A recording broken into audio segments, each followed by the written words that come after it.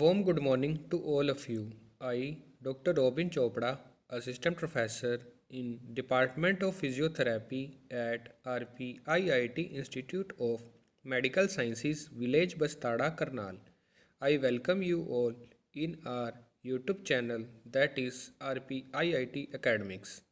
But before watching, please don't forget to like, subscribe, share, and hit the bell icon. So, let's start the topic. So, today's topic is blood supply of brain and spinal cord. So, continuing our topic with the blood supply to the spinal cord.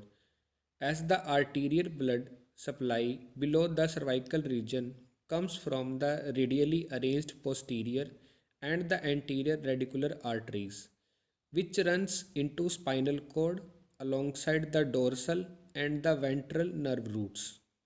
These intercostal and the lumbar radicular arteries arises from the aorta, provide the major anastomosis and which supplements the blood flow to the spinal cord.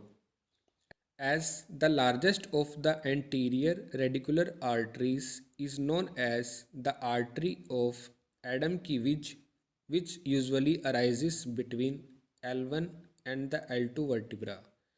As the impaired blood flow through these critical radicular arteries, especially during surgical procedures, which involves the abrupt disruption of blood flow through the aorta.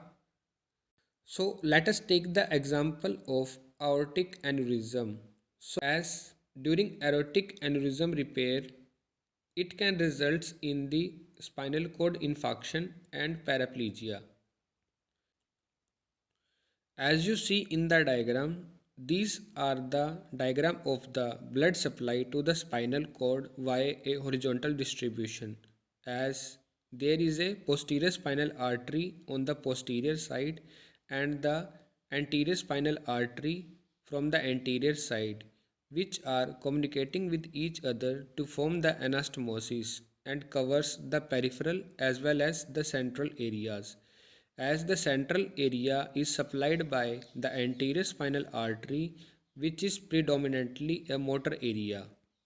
So the next is the detailed diagram of the arterial supply and the venous drainage of the spinal cord. As on the posterior side there is a posterior spinal vein, posterior spinal artery and the posterolateral spinal vein, and in the posterior side there are some radicular arteries which is arising from the spinal arteries, and there is a arachnoid matter and the dura mater which covers the main part of the spinal canal.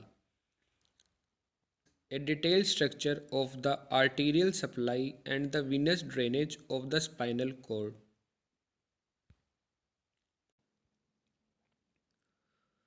So guys, hope so you all understand very well, and for more information please stay tuned, stay healthy, happy. Till then, take care, goodbye, farewell, and please don't forget to like, subscribe, share and hit the bell icon. Till then, take care.